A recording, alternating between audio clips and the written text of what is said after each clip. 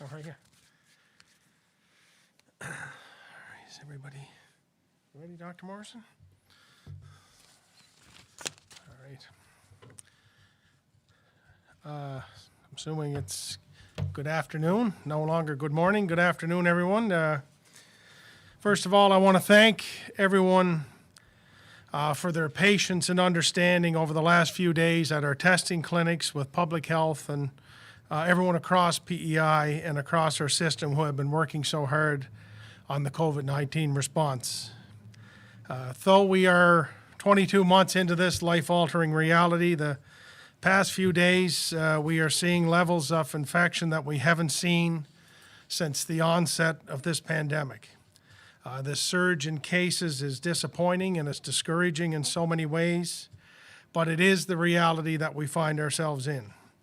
Every province and jurisdiction across the country is seeing a dramatic surge in the level of cases, and each have faced the difficulty of making tough decisions to try to protect the public health. This is not the situation we had planned to be in, and I know that families and communities are again seeing their daily lives impacted. And I can honestly say from the bottom of my heart that I'm very sorry that we're going through this. And I promise you that we are doing everything we can to try to get through this as fast as we can with the focus on remaining as safe and healthy as we can. I would also like to take a moment to speak directly to those hundreds of individuals and families who are in isolation right now in relation to the recent cases. Some of you will be spending Christmas in isolation, and that is a really difficult situation to be in.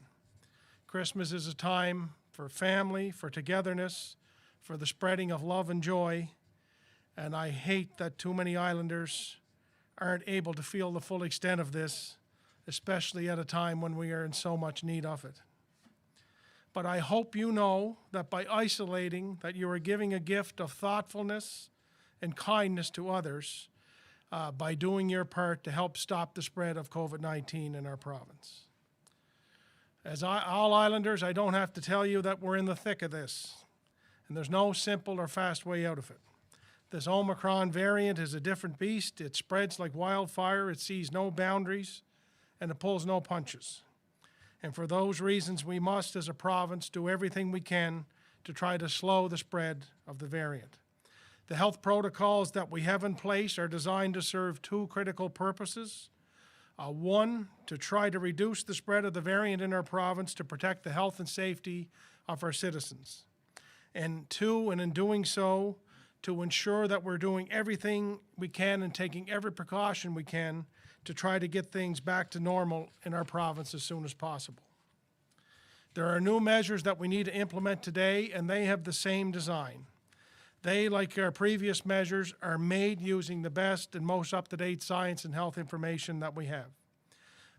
We know that the importation of the virus remains our biggest challenge.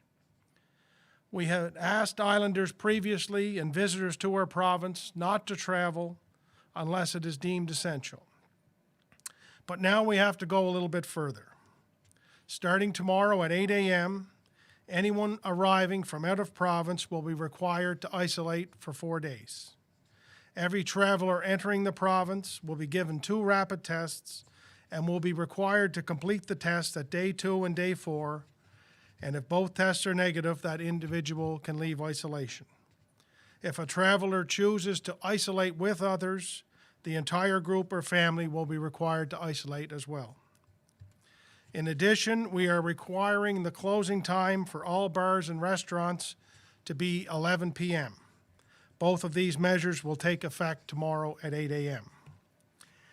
It is with a heavy and a conflicted heart that we make this announcement today.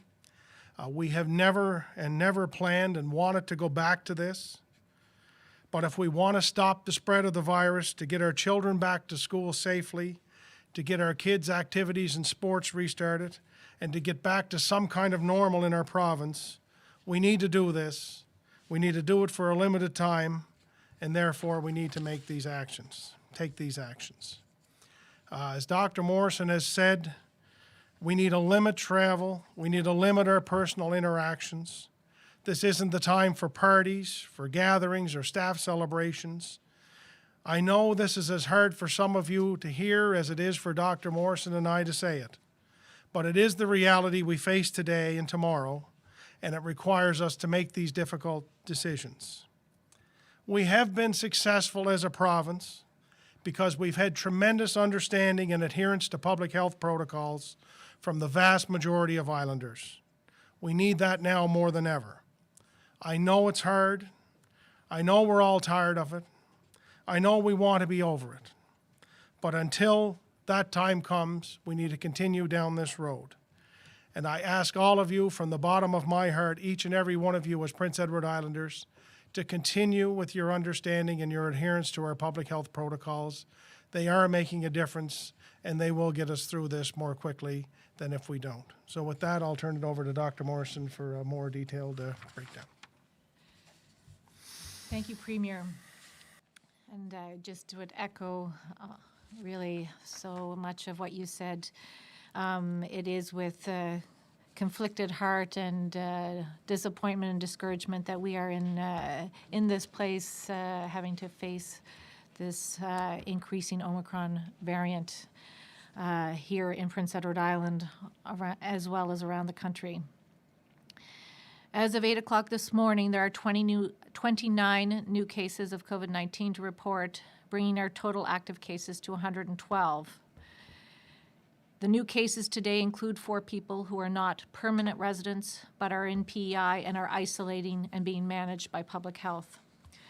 Going forward, individuals who are permanent residents in another jurisdiction and are diagnosed with COVID-19 and PEI will be included in our daily number of new cases, but will not be counted in our active case count or total number of cases, given that they are also included in counts in their home jurisdictions. In the last 7 days, we've had 115 new cases, including 18 cases of the Omicron variant that have been confirmed by the NML. We are awaiting results of genetic sequencing on many of our recent positive samples. Of the cases announced in the last week, 58% are close contacts, 22% were linked to travel within Canada, and 15% linked directly to travel outside of Canada, and 5% were acquired in the community, meaning that we were unable to determine a link to travel or another case. The majority of infections that were acquired through close contact were through close contact with a travel-related case. We have learned in the last week a number of cases have occurred as a result of gatherings, and we saw additional secondary cases as well as household members. We have a large number of people in self-isolation as a result of being close contacts, including a total of 125 students from Montague Consolidated, Belfast Consolidated, and Colonel Grey High Schools. The last case related to the outbreak at Westwood Primary School was reported on December 16th. We do not expect any more cases related to that outbreak, which will be officially declared over 14 days after the last positive case. The modeling in other jurisdictions suggests that the Omicron variant will overtake Delta as the dominant strain very quickly in the next few weeks. And we really need to assume that our cases here in PEI and any new cases are the Omicron variant. In many of our recent cases, the speed and efficiency at which COVID-19 is spreading is very fast, much more quickly than we've seen before. The strain has the ability to spread at lightning speed, infecting a large number of people very quickly. The increased transmissibility of Omicron and increased case counts are concerning. We are in the early days of managing this variant. We can expect to see further rapid increases in cases over the next even 1 to 2 months. And I know we talk about cases, but we also want to look ahead and focus on severe outcomes and hospitalizations, and that is also a big concern. We have heard early reports that Omicron results in less severe disease. But even if the severity of disease caused by Omicron is equal or lower than that of the Delta strain, the increased transmissibility and exponential growth of cases will rapidly outweigh any benefits of potentially reduced severity. Similar to other countries, Canada can expect to see more hospitalizations and deaths from Omicron. We all feel discouraged and disheartened, knowing we are in an uncertain time and we have a bumpy road ahead. And while we are all tired, this variant does not care if we are weary or how we are feeling. It does not care if the holiday season is upon us. It does not care if we have travel plans or if our loved ones from away want to come home for the holidays. We have to remember that we have many tools at our disposal to fight this wave of the pandemic. We know what measures work, and importantly, we have access to a safe, approved vaccine. So what can we do to protect ourselves and others? And really, we've talked about them before, but we do need to stick to the basics. Our hand washing, getting tested if you have symptoms, wearing a well-fitting 3-layer mask and wearing it properly, staying home when not feeling well, maintaining physical distancing from people outside your household, and keeping your circle of contacts small. Stick to a steady and constant 10 people if you can, and keep it smaller. And most importantly, keep the group consistent. Reducing our personal contacts by at least 50% is key to limiting the spread of Omicron. We also need to have as many people vaccinated as possible. Everyone eligible should receive their booster. We know that 2 doses of the vaccine provides protection against hospitalization and serious illness related to Omicron, but 3 doses provides better protection, and getting a booster is very important. Last week, we announced a number of new measures aimed at controlling the importation and spread of the Omicron variant. As much as island residents did not want to hear about new restrictions as we were entering the holiday season, it was not the news that the Premier or I wanted to be sharing with the province. So last week, we talked about those who travel to PEI are being tested at the points of entry and again on day 4. And we talked about enhanced precautions and almost a modified isolation until they had day 4 testing, and to avoid large organized or personal gatherings and limit visitation to long-term care, acute care, community care facilities.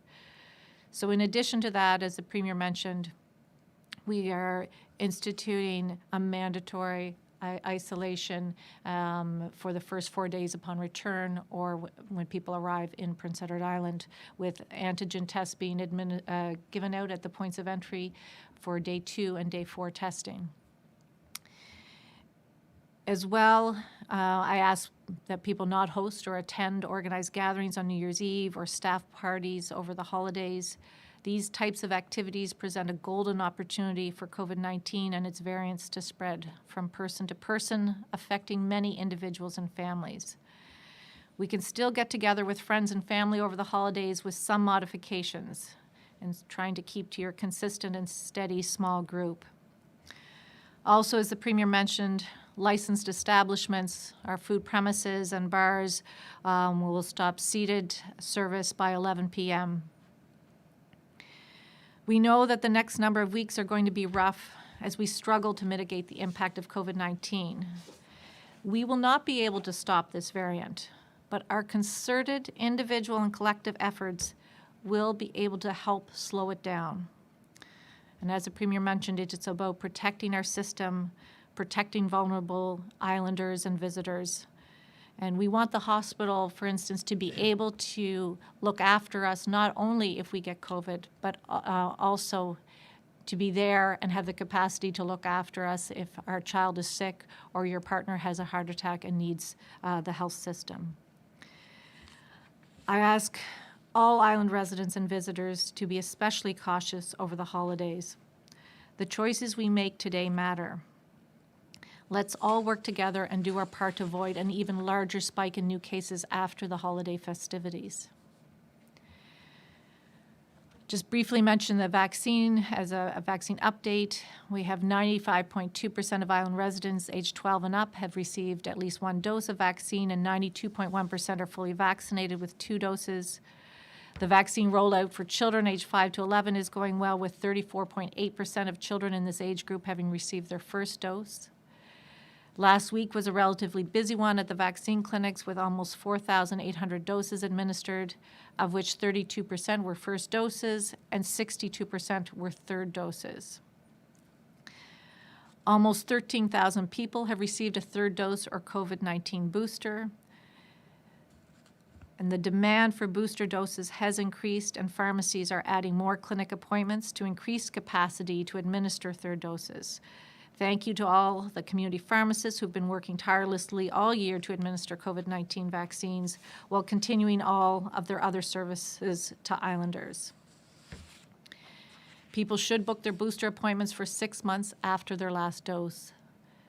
Nationally, there are fewer reports of adverse events associated with the second and third doses of the vaccine.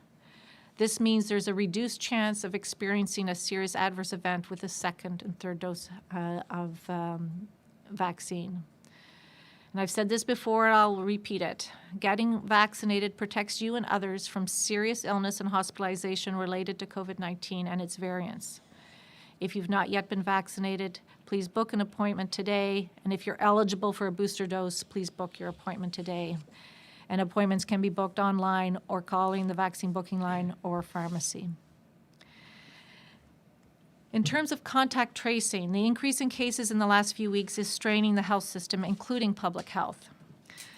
The demand for testing has been high, and the staff at all the health PI clinics and the provincial lab continue to go above and beyond to test as many people as possible. And also the testing that is occurring at our points of entry by staff in those locations have also been working very hard. So thank you to all of them involved in supporting the provincial testing program. In terms of public health, thank you to the nurses and other professionals who've worked long hours to manage cases, conduct contact tracing, and identify public exposure sites in order to try to contain the spread of COVID-19. I mentioned last week that changes in our contact tracing processes may be required in order to cope with the spike in the number of cases in this wave of the pandemic. And we have changed and will continue to change our contact tracing process to adjust to the increased number of cases and close contacts, as our ability to maintain the same level of personal outreach has been exceeded. Effective immediately, anyone identified as a contact of a positive case will most likely receive an email letter from Health PI in our office indicating you've been identified as a close contact or a casual contact and providing information about the testing and isolation requirements. All close contacts will be contacted, though, by public health, by phone or email. And the difference, I think I made an example gave an example last week of close contacts at a school, in a classroom. They would be identified perhaps by email. But close contacts, as much as possible, will be identified by public health nursing by phone or email. These initial adjustments to case and contact management are just some of the changes we'll need to consider and do so quickly in the coming weeks as the number of cases of COVID-19 continues to rise. I know we've had lots of questions about rapid screening tests.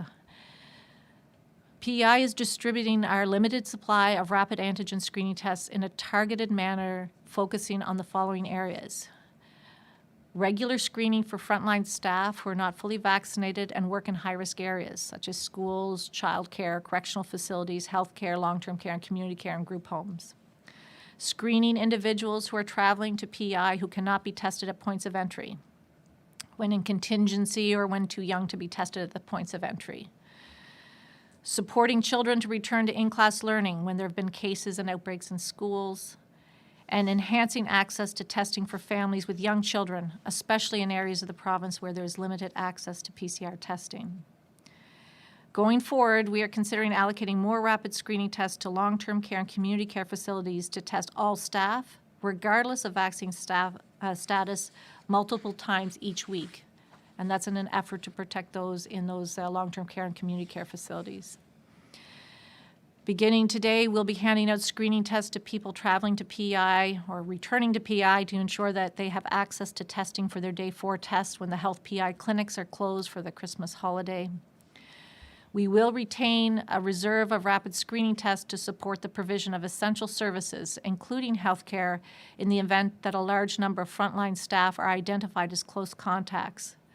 We will be prepared to implement a test and stay program, rapid tests interspersed with PCR tests to allow frontline staff to continue to be available to provide essential services. Access PEI sites in rural PEI where there's less access to PCR testing have a supply of screening tests for distribution. Tignish, Alberton, O'Leary, Wellington, Montague, and Surrey. We continue to work with the Government of Canada to secure additional home-based screening kits. Rapid screening tests are not appropriate for anyone with symptoms, as they are screening tests as opposed to diagnostic tests. Anyone with symptoms of COVID-19 should be tested at a health PI testing clinic. These screening tests are not as accurate or reliable as PCR tests. We've had requests for tests to be used by individuals to attend social functions and large gatherings. This is not an appropriate use of the rapid antigen tests. A single negative screening test is not a free ticket or hallway pass to disregard the current public health and travel measures. Some of the kits we receive are in boxes of 25. These boxes have to be dismantled and reassembled into packages that contain 2 kits. So we provide 2 kits and ask individuals with a negative screening test to repeat it in 48 hours. So a special thank you to the staff of the Bell Alliance Centre, Access PEI, and other provincial staff who worked to assemble many thousands of the 2-pack kits over the last few days. Your willingness to roll up your sleeves and support this important work is greatly appreciated. And of course, we've also had a number of questions about how the new COVID-19 variant may affect Santa and his reindeer. I received a special news bulletin today from the North Pole this morning, letting me know that Santa is fully vaccinated and he even has his booster dose. Santa is feeling well and is following public health measures, so he and the reindeer can safely visit all the children on Christmas Eve. We can help to make Christmas safe for Santa and everyone by reducing our contacts by at least 50% and keeping our circle of contacts steady, consistent, and small. We need to consider our own risk and that of others when deciding to attend events over the holidays. And as I get to the end here, I know it seems like a long one today. As we prepare to turn the calendar over to 2022, it is a time to reflect a little bit on the events of the last year. And I think as we put these notes together, we hope that this might have been my last time coming out this year, so I can still be hopeful that. But although currently we are very focused on the impacts of Omicron, I do want to note a few highlights from 2021. The last year was a challenging year for all individuals, families, and businesses in PEI.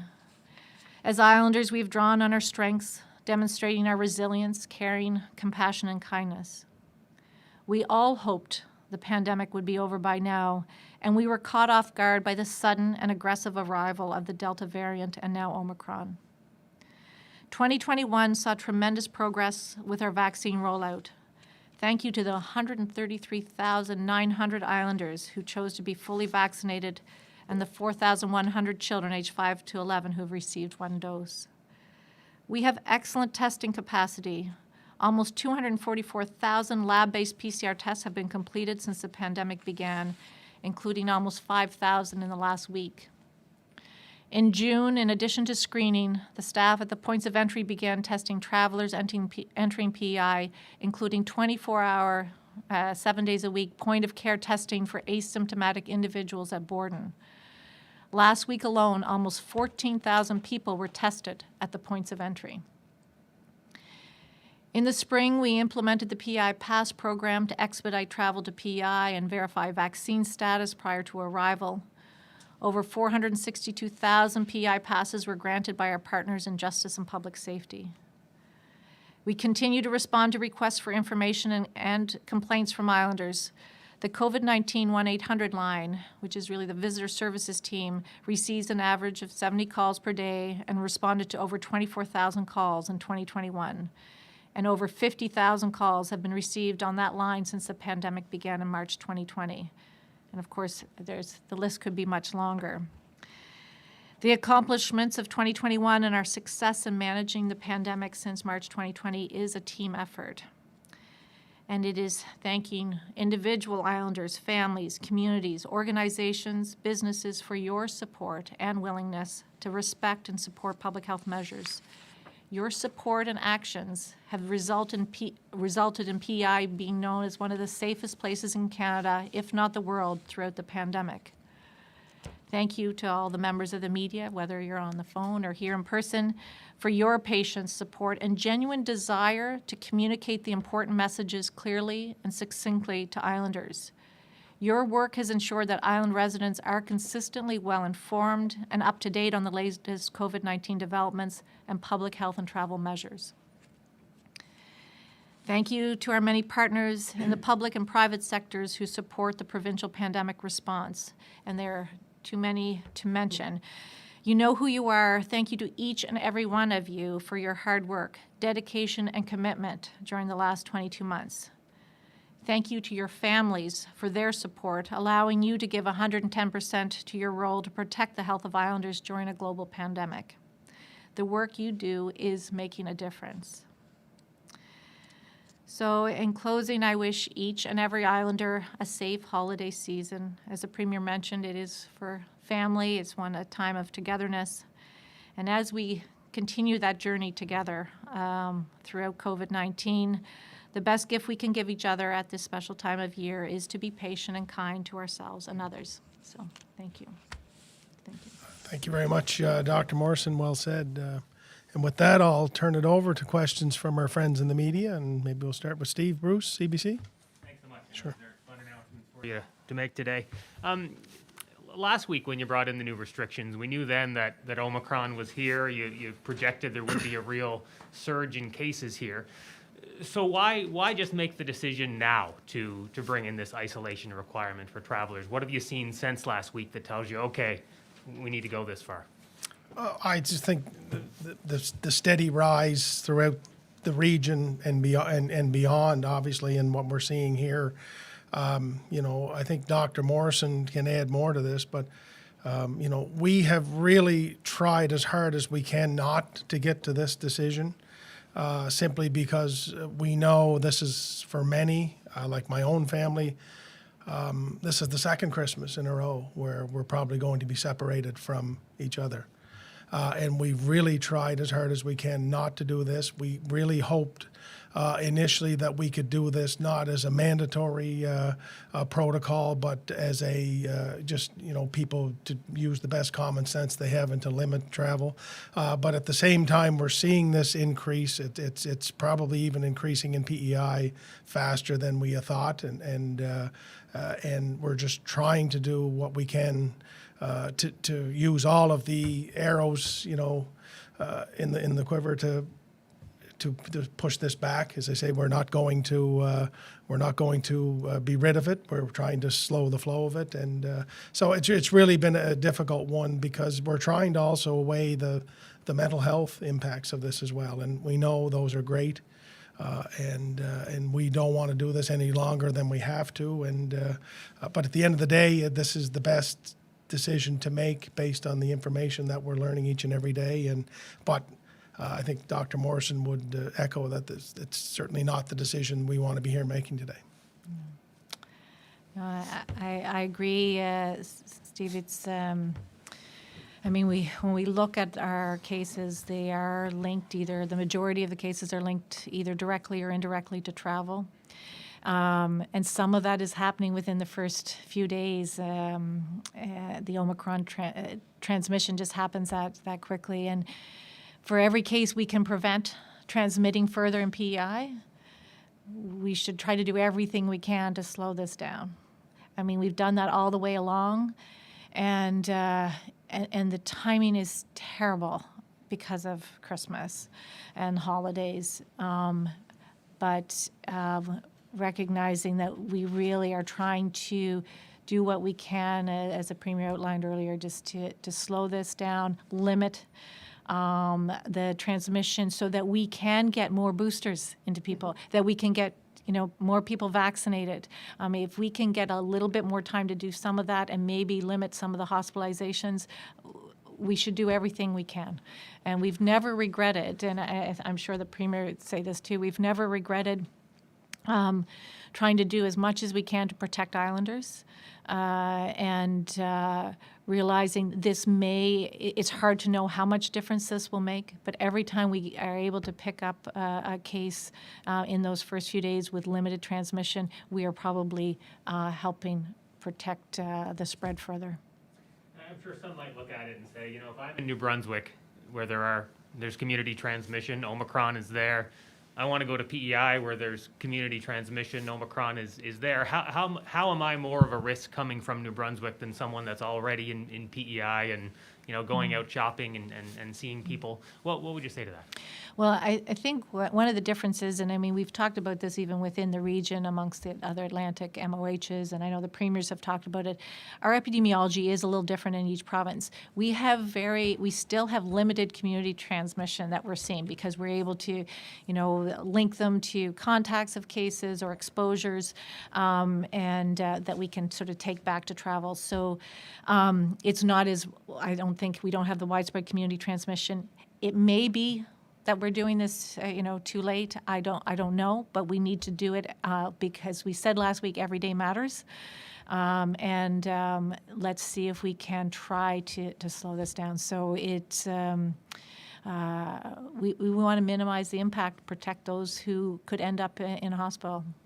Will the travelers still be tested at the border itself, at the points of Yes. entry? Yes, at our airport and at Borden, Wood Islands, I think is being dismantled. I think the last day for Wood Islands was yesterday, and so but we'll need those testing devices. Then will be redeployed in other parts of the province. What will enforcement look like around this and checking in on those that are isolating? Do you want? Yeah, I think that's one of the challenges that we'll face. We're certainly stretched in terms of the resources that we have to do this. We won't be able to operate, Operation Isolation to the extent that we did before. I think that, I think in the days ahead, we will try our best to manage this the best we can. But as I said in my opening comments, that the strength of our position as a province, doing as well as we have, has been in the adherence to the public protocols and the health protocols by the general public. And I expect that the vast majority understand why we're doing this. Even if they don't like it, we'll follow along. But I think the enforcement will be a little bit more of a challenge this time, to be honest. And that's one of the things that I know Dr. Morrison has talked about at our cabinet meetings the last couple of times, is that, as we move through the changing face of this with the variant, and the challenges that it faced, the volume of cases, that we need to do things a little bit differently, and we're not going to be able to do everything the way we used to be able to do it. And I think enforcement of this will be more of a challenge for sure, but we'll do the best we can, and would ask all islanders to just do what they've been doing. As you said, this is really all about keeping people safe, that they're not getting sick and dying, and that our hospitals aren't overwhelmed. What evidence do you have at this point that is a real risk? If you look at our vaccination rates, if you look at the percentage of our vulnerable population in particular that's fully vaccinated, if you look at what you're seeing in places that have had Omicron for longer, what is the level of risk here with overwhelming the hospitals? Well, I mean, I think we talked about it last week, Steve, that partly we don't know exactly, but we are concerned when we see increasing hospitalization rates, for instance, in Quebec that were announced, in some other parts of the world who have, as you mentioned, had Omicron a little bit longer. I think when you get that many people who can be sick, you're going to have a certain percentage of people, and I think I referenced that earlier. You'll have people who with underlying health conditions who don't mount the same response, or who are elderly, they are more at risk of getting hospitalized. So if you have a large number of people, you'll end up potentially getting more hospitalizations and more severe outcomes. So that's why, again, getting some time to get the boosters into those who, and really the highest risk groups are what we're trying to do in the next couple of weeks. And I know pharmacies, public health, all getting, wanting to booster folks. So it is, it is looking at what is ahead that we're learning from, but also a little bit about what we don't know with that many people ill. And I just add that just the limitations we have in capacity have always made us go a little bit more quickly than some of the other jurisdictions. We have to be a little bit more mindful because, if you, I know on our premier's call yesterday with Atlantic Premiers, I think there's 9 hospitalizations in Nova Scotia, for example, right now. That was the number as of yesterday. 9 hospitalizations in PEI is a lot different than 9 in Nova Scotia, and our capacity to handle that, becomes a challenge. And just, I'm not an epidemiologist, and I've only been learning a lot of this through 21 or 22 months like the rest of us have, but just the sheer law of averages would suggest that as we get up into 400 and 500 and 600 case levels, that we're going to see people who, as Dr. Morrison says, are immunocompromised, who have some challenges that are going to end up in hospital, and that's just the reality, and we're trying to brace for that the best we can. Okay, thanks so much. Thanks, Steve. Allison?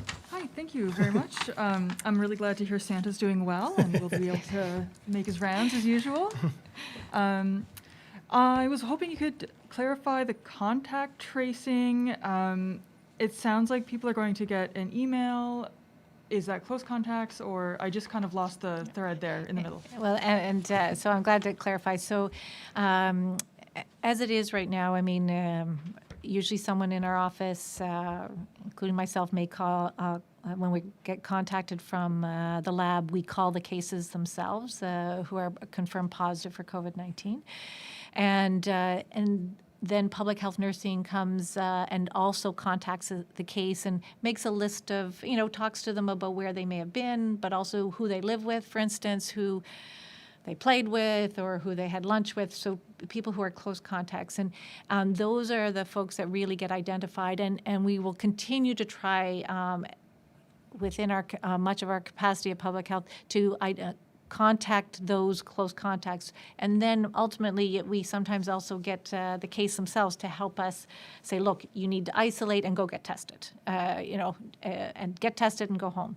So, and stay put. And then it gives public health a chance to get a hold of the highest risk close contacts.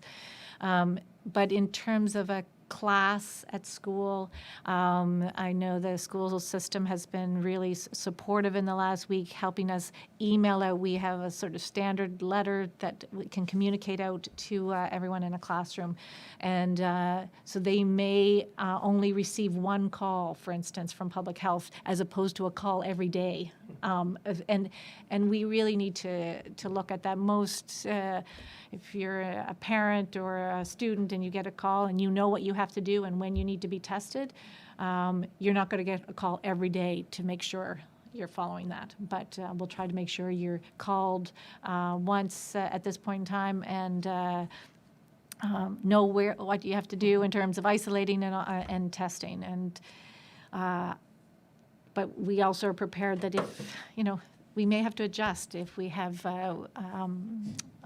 hundreds of cases, but I'm hoping we don't. But it's a lot of work. Every case and their contacts and their public exposures, it takes a lot of work. And people sometimes don't remember everything the first time, right? And so sometimes my call with them is just to say, okay, well, when public health nursing calls back, maybe between now and when they call you back, you can take some notes of who you might have been with, what their names and phone numbers are, and help pull that together for public health. Great.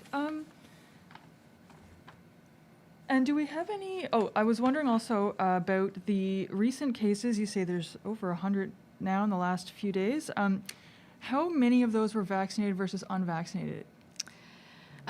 We will update that on the web. I don't have that here. Certainly we know that we're seeing vaccinated and unvaccinated people who are getting what we call breakthrough. And that's one of our hopes, that being vaccinated will protect you regardless from severe illness and hospitalization. And there have been, out of our 115 cases in the last week, there have been some who have had to seek out medical attention through the ER, or we have occasionally had EMS or paramedics go to someone's house, make sure they're doing okay. They have not required hospitalization. And really, I know I share this collectively with everyone. We just want everybody to be okay. And do we know about any insight in the severity of the Omicron illness yet? What's the rumor on that from other countries? It's not a rumor, I know. Well, I mean, and I think I tried to mention that too. I think there's certainly there were early reports that it may not be as severe, or the virulence may not be quite the same. But I think we still have a lot to learn about it in the next 2 or 3 weeks. Probably we'll learn more. I know nationally, when I meet with my colleagues across the country, we're trying to share anything we're learning from our own respective jurisdictions about severity and what we're seeing. I would say that most of the cases that we're seeing are symptomatic, whereas we had a higher percentage in some of the earlier strains of COVID that people didn't have any symptoms, which is its own concern because people don't know they're spreading. But the vast majority of these people that I've talked to in the last week are symptomatic. Okay. That's perhaps helpful.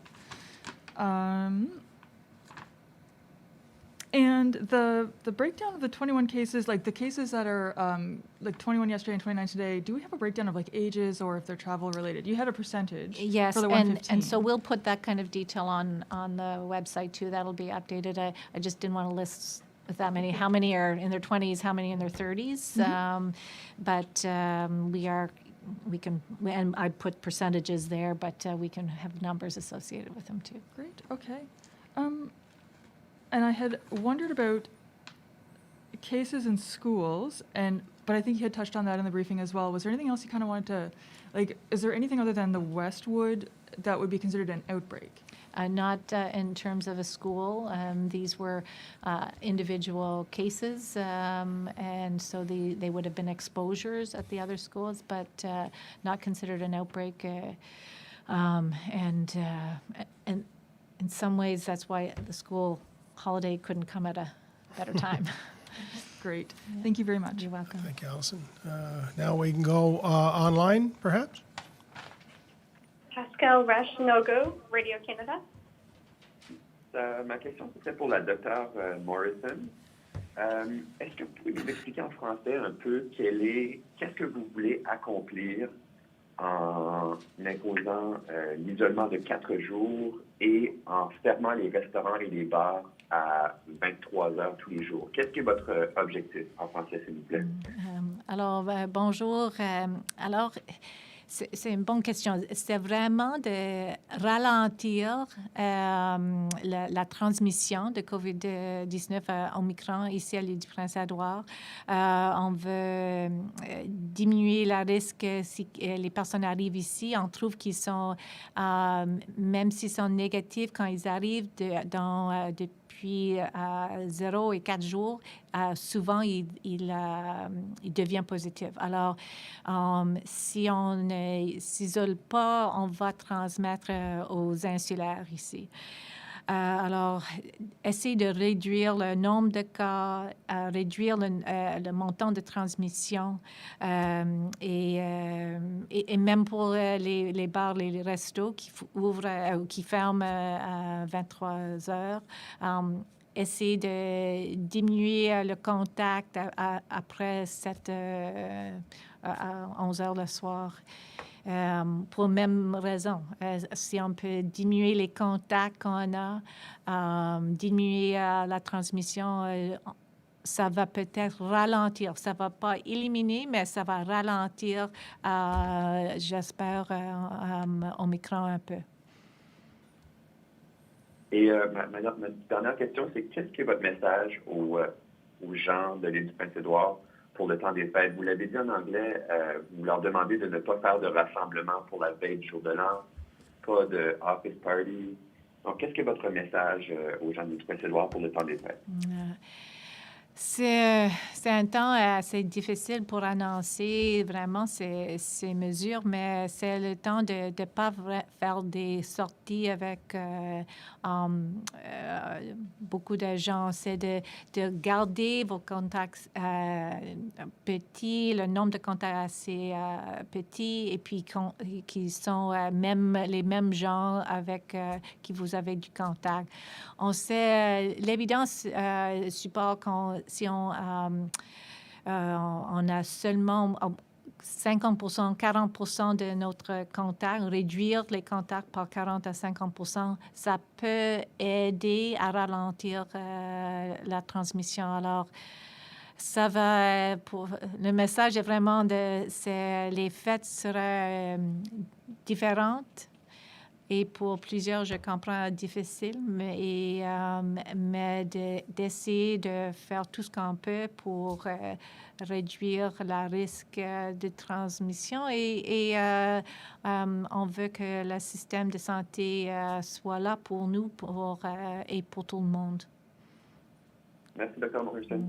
De rien. Maya Chabal, Radio-Canada. Oui, bonjour. Ma question, c'est aussi pour Dr. Morrison. Je sais que vous l'avez dit en anglais tout à l'heure. Alors, je voulais juste vous reposer la question en français. Et je voulais savoir donc, pourquoi, pour l'instant, les tests rapides ne sont pas déployés ou disponibles, en fait, pour toute la population de l'île du Prince-Édouard. Bonjour. Alors, on a seulement un montant qu'on a ici à l'île du Prince-Édouard. On utilise beaucoup de tests rapides vraiment au point d'entrée depuis juin.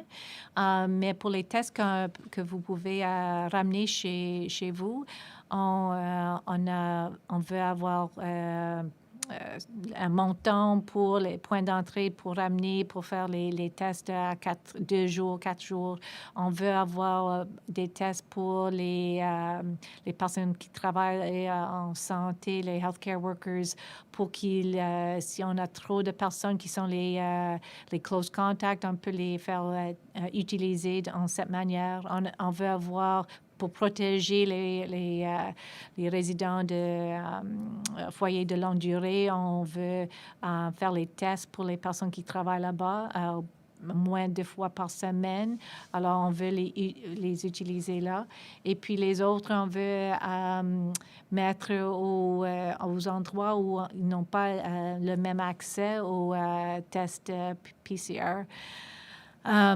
Et puis, si on a plus de tests qui arrivent, on va les distribuer. On va pas laisser les tests rapides s'asseoir sans avoir vraiment une raison pour être là où ils vont être distribués les tests qu'on a reçus du gouvernement fédéral, et on travaille avec le gouvernement du Canada pour recevoir de plus en plus de tests. Donc on pourrait s'attendre à ce que, éventuellement, dans les prochaines semaines, peut-être, je ne sais pas si vous avez une chronologie, mais on pourrait s'attendre à ce que les programmes de tests rapides soient élargis à l'ensemble de la population d'ici un certain temps. C'est pas vraiment peut-être pour tout le monde, mais on veut, par exemple, on veut que tous les étudiants reçoivent quelques tests avant de retourner à l'école. Alors, on va travailler avec le système d'éducation pour que tous les étudiants ont accès à les tests rapides avant de retourner. Et puis, mais j'ai dit en anglais, c'est les tests qui ne sont pas diagnostiques. C'est vraiment un screening test, et il faut les utiliser avec un peu de caution, vraiment, mais ils peuvent nous aider dans cet stage de l'épidémie. Merci beaucoup. De rien. Louise Martin, CBC. Hi to you both. Thanks for taking our questions today on I can tell, a very challenging day. I'm going to start by asking you about booster shots. And we keep hearing the importance of booking your booster. but we're also hearing a lot of frustrations from Islanders that just can't seem to get through. They can't book online. Are there any plans to offer more clinics for the booster shot? I mean, the pharmacies have their own rules. And any consideration to shortening the gap between doses? Other jurisdictions have said, okay, you can book after 3 months. So just wondering if there will be any update on maybe a mass clinic for boosters, anything like that? Hi, Louise. So, I mean, in terms of the interval, and I think I said this last week too. We are following the NACI recommendations, and will continue to do so, following the best evidence around the interval, because we not only want to protect Islanders this week, but we want to make sure they're protected through the winter and the upcoming months. In terms of the booster clinics, I've also heard some of those, difficulties getting access to the booster clinics. And so I think Health PI, I know, is working to add clinics and to increase their capacity to administer third doses by adding more clinic appointments, as well as pharmacies are going to be doing the same. And I know there's ongoing active discussions about putting the more clinics and bigger clinics in place. So those are ongoing, and I think we all share that real keen desire to get as many people who are eligible boosted. We know a large number of Islanders, based on when they had their vaccine, their second dose, are due in January. The biggest number of people will become eligible over the course of that month. And so we need thousands and thousands of people boosted during that period of time. So it will be, I think I said last week, it's going to be an all hands on deck trying to use boosters. We can't booster our way out of this wave, but we can certainly help try to protect those who are vulnerable for severe outcomes by getting them boosted. So there is no issue with supply of vaccines on the island? No, we have ordered in the vaccines and continue to work really regularly. Our office is in touch with the national sort of vaccine distributors at bringing in our vaccine as required. Can you confirm that there are some cases, I'm not sure how many, connected to the QEH somehow? We've been asked a lot about that recently. Is there any confirmation of that? Well, usually that would be up to, I mean, we try not to identify certain workplaces, but there have been, there's not an outbreak, but there have been individuals who've acquired COVID outside of the hospital who are staff at the QEH. Thank you. And this is a question I would love if you could both answer this. I can see how heavily this is weighing on both of you. You're trying to hide it well, and you're doing an admirable job at that, even mentioning Santa. I'm sure a lot of kids at home appreciate that, Dr. Morrison. But, in terms of your level of COVID weariness, COVID fatigue, and how difficult this is to, once again, going back to announcing isolation rules, restrictions, especially at this time of year, can you give me some insight into just how hard this all sucks, let's just say it, but how hard this is for both of you today? Well, hi, Louise. It is the worst thing really to have to do, and however hopeful we were leading up to the last few weeks, I mean, the reality is we're here today. It's just really horrible. I mean, I can only think of what it's doing to families, because I look at, as I said, my own. We're about 49 or 50 when we bring the extended family together, and Christmas Eve has always been the big gathering for us. And this is the second year in a row we're not going to be able to do that.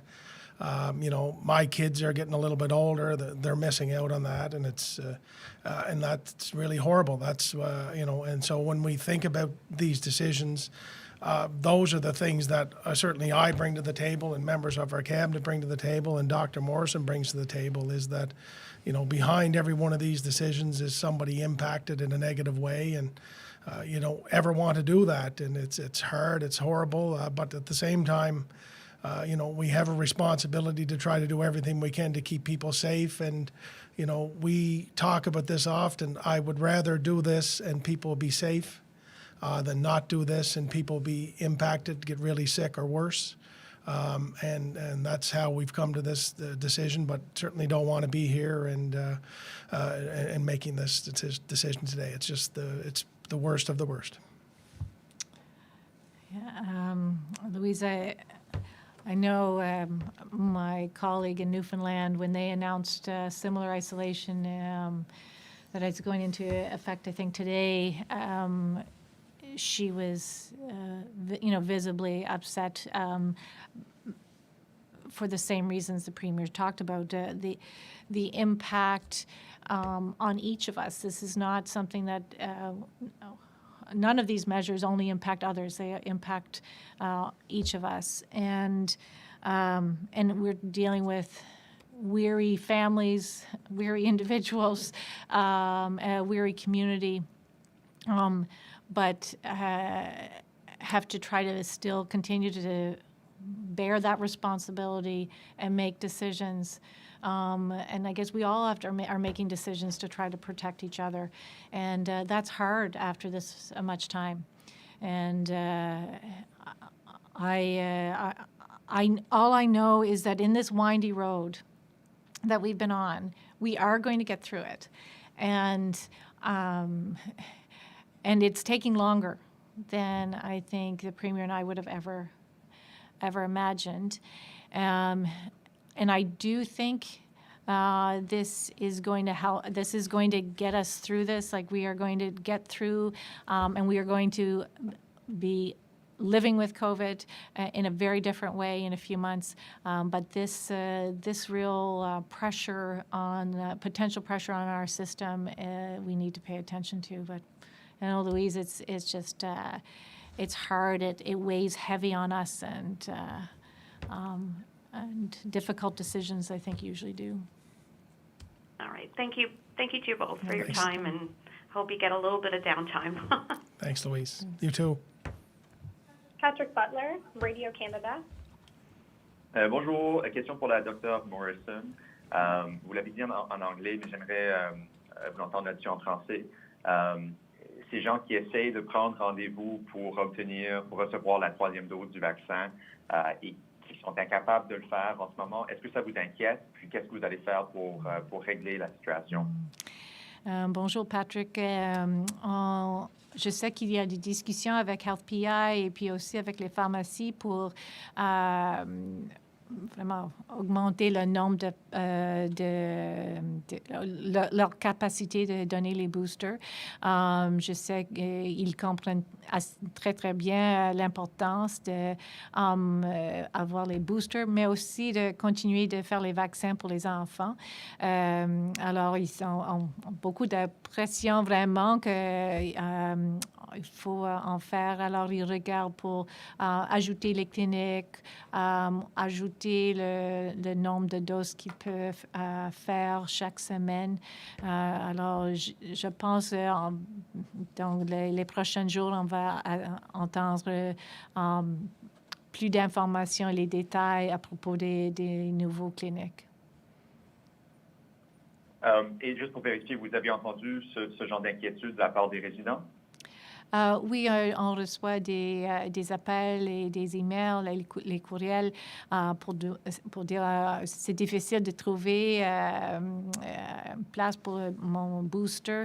Alors, et puis on sait que le plus grand nombre de personnes qui sont éligibles, qui ont besoin d'un booster, ça arrive en janvier. Alors, on va avoir beaucoup de personnes qui ont besoin d'un booster pendant les prochaines semaines. Et dernière question, est-ce que pendant le temps des fêtes, pendant Noël, le jour de l'an par exemple, est-ce qu'il y aura des cliniques de vaccination à l'île du Prince-Édouard? J'espère qu'entre Noël et le 1er janvier, ils vont avoir les cliniques. Alors, encore, j'attends aussi les détails à propos des cliniques. Merci. De rien. Well, thank you. I think that brings a conclusion to the questions. And just before we sign off, I'd like to also, with the extreme optimism that this is the last time I see you before December 25th, just thank everyone behind the scenes who makes this happen. It looks like a very simple and seamless operation, but it's anything but. So to everyone who to make that happen, to CPHO, to all the staff at Health PEI and education and so many other departments and so many other professionals who have dug in, thank you. To Dr. Morrison, of course, my admiration grows for her daily. She's strong, smart, funny, and consistent, and she's the same behind the scenes as she is in front of the camera. So just to you, thanks. To everyone out there, if it's Christmas you celebrate or whatever other you might be celebrating this holiday season, do so. Sometimes it's hard to find, particularly now, something to be thankful and grateful for, but there's always something. So all the best and Merry Christmas.